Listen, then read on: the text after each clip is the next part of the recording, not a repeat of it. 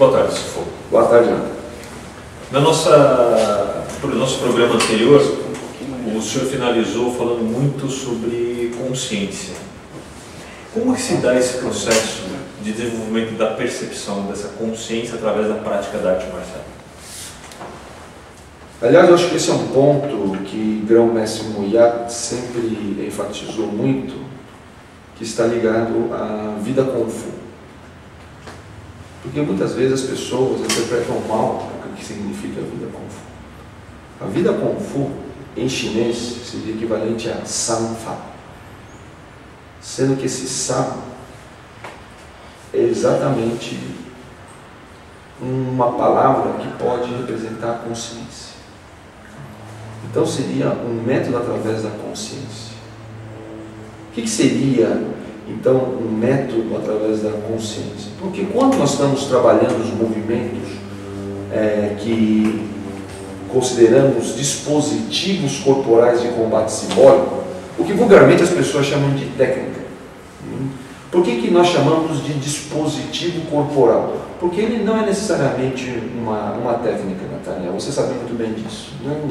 Esses movimentos, eles não servem para atuar dentro de uma situação operacional, onde a pessoa fala assim, ó, quando a pessoa ataca assim, eu faço assado.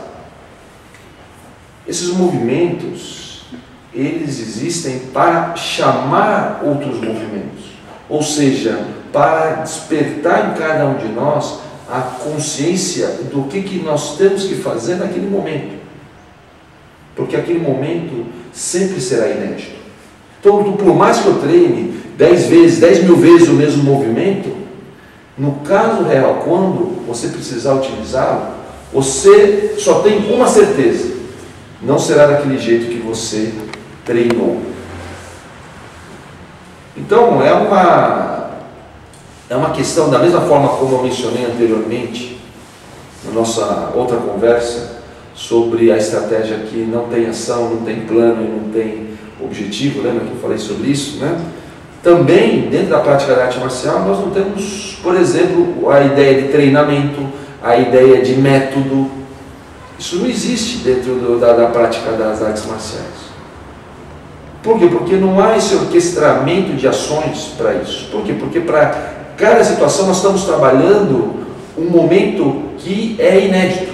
Ou seja, como que será a nossa reação diante do inédito? Essa é uma parte muito importante na prática das artes marciais. Por isso, quando nós estamos falando de aprender ou cultivar a consciência, que seria a ideia do Sanfa ou da vida Kung Fu, ela é parte integrante do sistema. Porque o sistema, quando nós estamos falando de sistema Wing Chun, nós estamos falando, por exemplo, de um Khin Soto, ele tem como composição, parte integrante desse sistema, uma parte que é estruturada, que é uma parte que nós poderíamos chamar de parte técnica, né? Ou seja, a parte que tem os movimentos, uma parte tangível, que nós podemos perceber, que no caso seria os quintos, né? As sequências, os componentes associados a essa sequência e tudo mais, mas temos a parte experiencial, temos a parte da consciência que esses movimentos nos traz. Esses movimentos são movimentos que, por serem em contexto de combate simbólico, como havia falado anteriormente, eles permitem ou promovem um processo de consciência amplificada.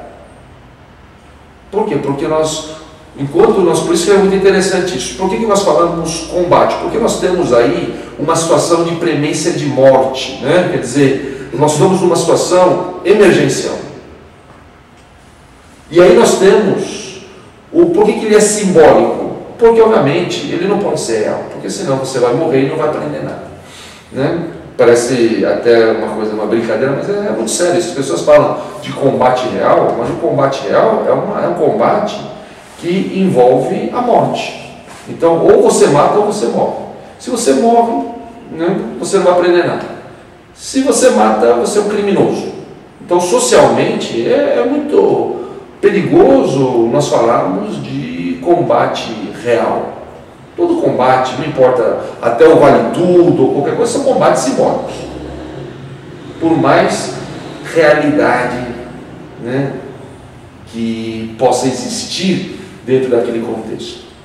Mas voltando à nossa conversa, então o que acontece nesse momento do combate simbólico? O cérebro, nosso cérebro, ele não consegue fazer a distinção até o último momento se aquele movimento, aquele golpe, ele é real ou simbólico. Então, enquanto o cérebro está absorvendo a aproximação do golpe, daí a importância desses movimentos, eles terem uma efetividade.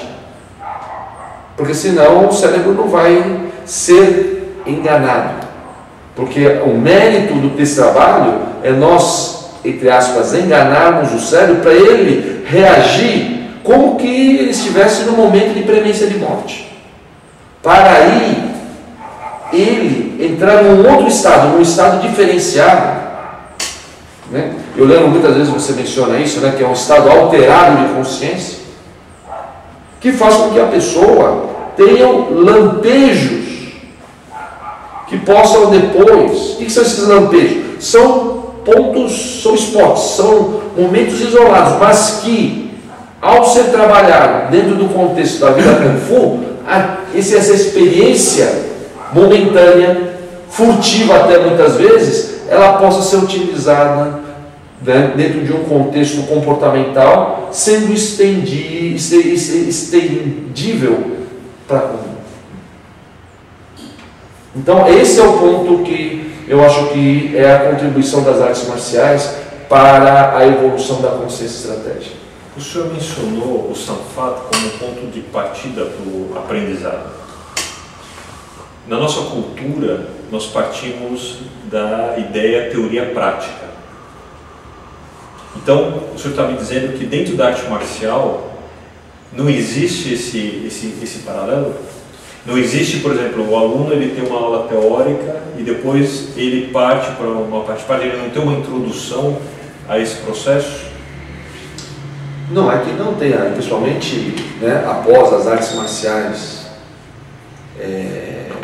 serem transportadas para o Ocidente, ou até mesmo, se você observar, né, as artes marciais que com maior influência no Ocidente hoje são as artes marciais de origem japonesa. Né? E essas artes marciais, muitas delas surgiram ou tiveram uma influência muito grande ou foram organizadas durante o período que é chamado de período Meiji no Japão, que é um período justamente em que o Japão se abriu para a cultura ocidental, particularmente europeia, mas ocidental de modo geral, porque os americanos também tiveram muita participação nesse processo. Então o que você observa nesse sentido, Nathaniel, é que com isso, claro que as artes marciais hoje, elas atuam dentro de uma ideia ocidental, onde envolve essa relação teoria e prática. Mas talvez a pergunta que você esteja fazendo seja com relação ao pensamento clássico chinês, quando você fala de uma prática tradicional, principalmente do Kung Fu, existiria, porque o Kung Fu é muito interessante isso, o Kung Fu ele passa por uma série de momentos, mas muitos desses momentos não envolveram esse contato com o Ocidente. Só para você ter uma ideia, né, o Wing Chun, por exemplo, começou a ter contato com praticantes ocidentais apenas na 10ª geração, que é a minha geração. Quer dizer, antes da minha geração, não existiu nenhum praticante de Wing Chun ocidental. Então, o que quer dizer isso? Quer dizer que, quando você está falando de prática de Wing Chun, você tem razão, não há essa ideia da teoria. Então, como é que ele faz? Né? Como é que se faz? Porque, aliás, é importante até colocar, por que não há teoria? Porque a teoria é uma idealização de um querer onde eu tenho aquilo que eu penso e eu quero agora aplicar aquilo na prática. Ou seja, eu quero encaixar a realidade dentro da minha cabecinha. Percebe? Então eu quero aplicar, no mesmo sentido, né, que se fala de aplicar um decalque. Né? Você quer decalcar na realidade, na prática, a minha ideia. Isso eu vejo que não faz muito sentido quando nós estamos falando de artes marciais. Aliás, por isso mesmo que não faz muito sentido nós falarmos de aplicação nas artes marciais. Sabe, como que eu vou aplicar este movimento? É muito engraçado que eu vejo muitas demonstrações que a pessoa fala, olha, me ataca que eu vou fazer a aplicação desse golpe. Aí a pessoa ataca e fala, não com essa mão, com outra mão aqui, tem que ser com essa outra mão, senão não funciona a aplicação. Justamente por causa disso. Porque isso que está sendo chamado de prática, não é tão prático assim. Então, quando nós estamos falando de artes marciais tradicionais, nós não falamos de aplicação. Nós falamos de exploração.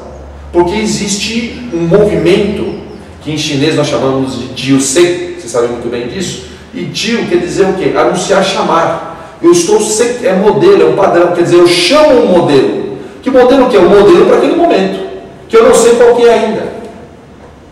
Então, quando eu estou realizando a minha prática, a minha cabeça deve trabalhar no âmbito da exploração das possibilidades que aquele movimento pode se transformar.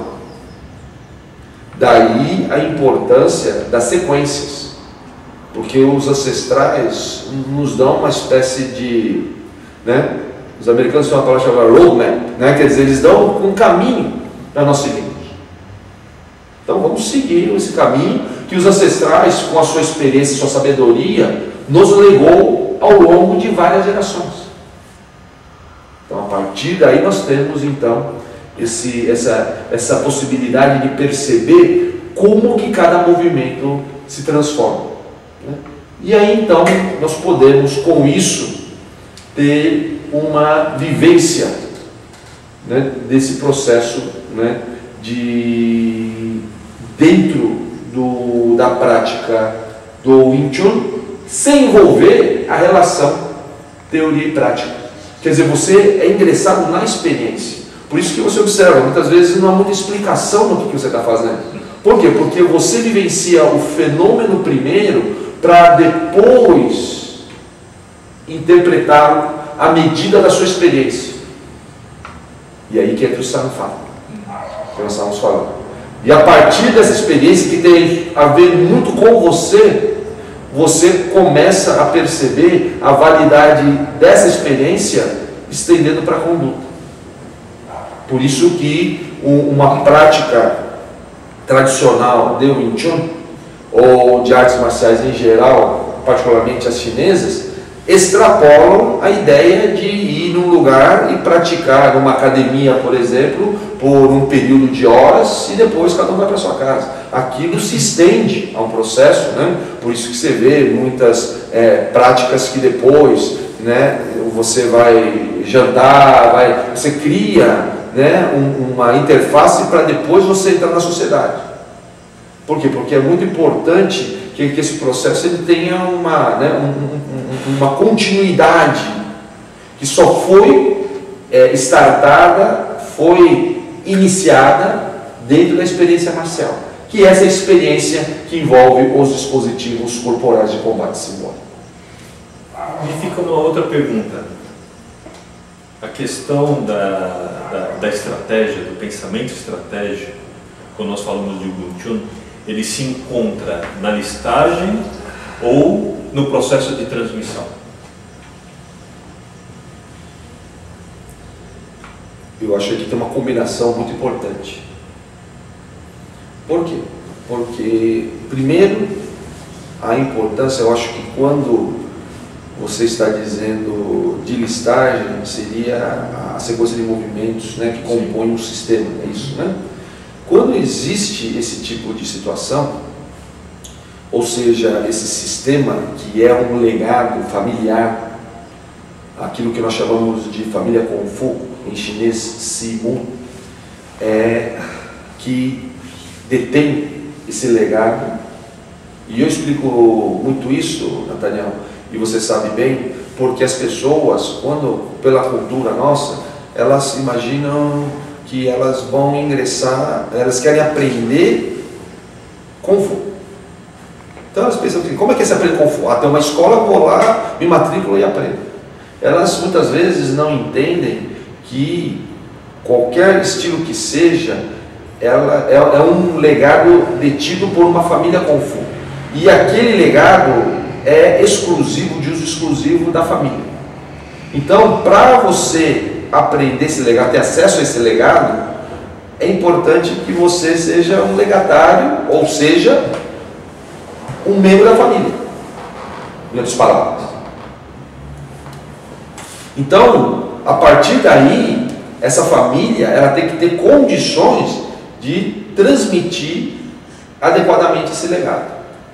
Então essa combinação ela é muito importante, porque não adianta nada eu ter a maior boa vontade e o legado que tenho em mãos ser um legado que não me permite ter elementos para que eu possa trabalhar, e vice-versa. Não adianta ser um grande legado, mas que quando personificado, porque é muito interessante isso, né? Esse legado, ele é um patrimônio cultural intangível. Não é um legado como um prédio ou um legado como algo material, um carro ou terras, como é muito comum, né? Ou bens materiais. O legado é um patrimônio cultural intangível. Em outras palavras, ele só é vivificado através da performance humana. Ou seja, quando você vem até a mim para aprender o Wing Chun, você vai aprender, a transmissão se passa através de um processo que em chinês é chamado de Samqi, né? Quer dizer, é um processo direto de transmissão. Por isso que não dá para se aprender por livro, ou pela internet, ou qualquer meio, né, de mídia mais, né, supostamente avançado, porque tem que existir essa transmissão direta entre mestre e discípulo. Por quê? Porque existem muitas sutilezas que só são possíveis e são só passíveis de serem aprendidas através do contato direto entre essas duas pessoas. Com isso, a partir daí, é muito importante que essa pessoa que está transmitindo saiba como fazer. E um dos grandes legados que eu vejo e das grandes contribuições que Grão-Mestre Moyat nos deixou foi justamente em função da preocupação da transmissão de um sistema. Porque quando você quer fazer isso de uma maneira direta, o que quer dizer de uma maneira direta? Ensinar diretamente, querer ensinar, eu barro essa possibilidade de antemão. Por quê? Porque eu preciso criar uma ambiência, uma condição, uma configuração que permita que isso aconteça. E é isso que ele chamou de vida comum.